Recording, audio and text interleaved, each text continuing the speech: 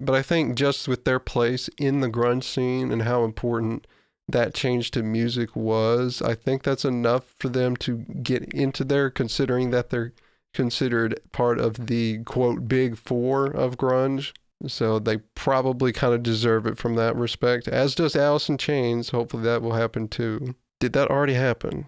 Am I crazy? I don't remember.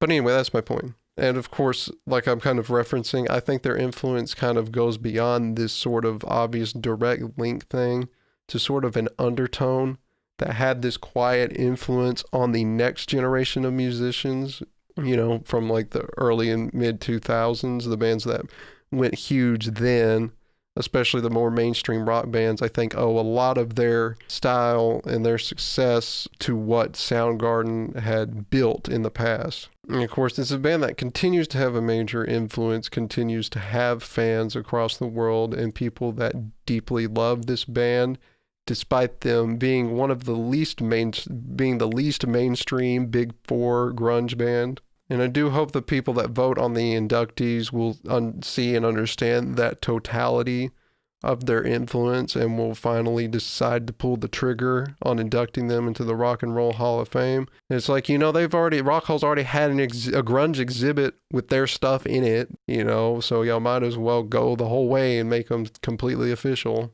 But my point is, if Soundgarden hadn't have been around, I think there's a lot of bands later that also wouldn't have been around without that influence. And we also need to note how influential the album Super Unknown was as itself, because it redefined what rock music at that time could be, and that you could have these more melodic, heartfelt, kind of introspective lyricism and songwriting alongside that angry, kind of angsty sound. And also the production on that album was a big influence to a lot of people as well. That's important to note.